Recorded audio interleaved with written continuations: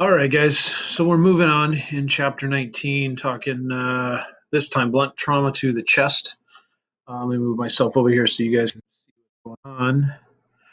Traumatic asphyxia signs, distended neck veins, blue skin, bulging of the eyes. So we're talking about trauma to the chest. We've got, any kind of blunt force trauma would be being hit hard with something in the chest, causing the trauma that is going to be associated with the chest, broken ribs, contusions to the lungs, to the heart, bleeding, fractures, all those types of things. How can we tell there's been this traumatic blunt force trauma to the chest? Distended neck veins, or referred to as, jugular vein distension. We talked about this. We did the head to toe exam looking for injuries. We mentioned the head, neck. We're looking at tracheal deviation and jugular vein distension. Right in this area here, okay, we've got the carotid veins that run through. Those are the jugular veins. And so if we had chest trauma, we would have these neck veins actually bulging out slightly. They wouldn't be flat, they'd be bulged because there's pressure in the chest causing this to happen. Blue color skins because we're having an issue with breathing. This is cyanotic when we have that blue color in the skins. And bulging eyes, once again, pressure the chest, pushing everything up. You're going to have those eyes are popping out, they're bulging out. Severe types of chest trauma. Emergency assessment or the chest injury signs, things we're looking for: shortness of breath. We need to see someone who is, or we're looking for someone who is short of breath. You see that distress in breathing. You also can identify that they are cyanotic. Okay, is definitely one of those things we're going to see. Noisy breathing. One word sentences we discussed before. Okay, painful breathing. Every time they take a breath, that hurts. That's that flail chest segment. Three or more ribs broken in two or more places where it's actually disconnected from the ribs moving back and forth, causing that pain, or other types of bruising and soft tissue damage that cause pain on inspiration. A lot of other things can cause that as well. Cyanosis or other signs of hypoxia, blue colors. Coughing up blood.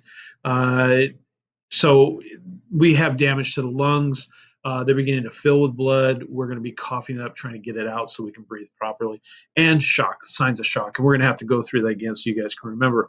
Shock is what kills people, so we need to identify what kind of shock, or are they going into shock? How do we actually do that? Okay, during this assessment, look, touch, concern, signs, and symptoms.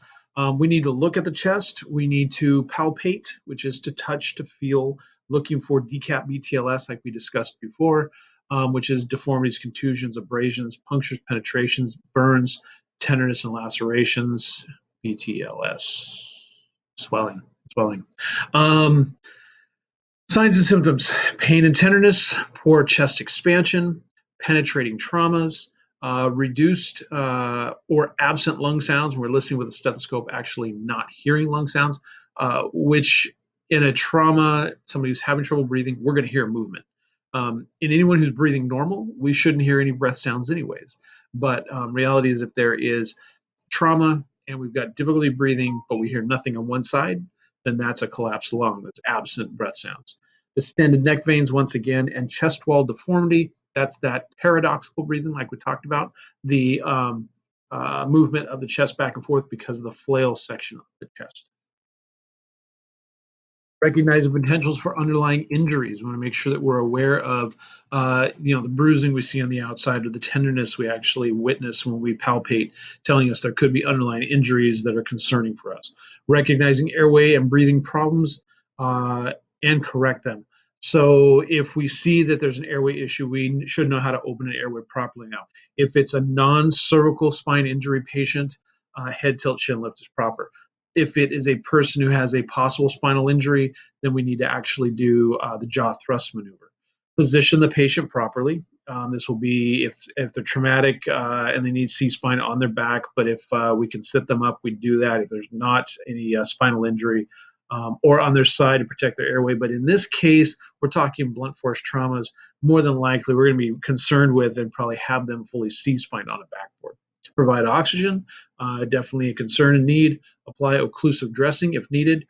An occlusive dressing, one more time, is a dressing that covers a sucking chest wound to keep the thorax, the hemothorax, or the hemopneumothorax from becoming worse. And then reassessment. We're going to go back over the same patient. We're going to reassess the injuries they actually have and see if we can find anything that we worked on. So that pretty much takes us through this blunt force trauma to the chest. I'm going to pose a couple of questions. I'm going to have an assignment for you guys to do, a small project that I'll ask you guys to actually work on for me. All the details we put up, and you guys will have opportunity to start working on that soon. Okay.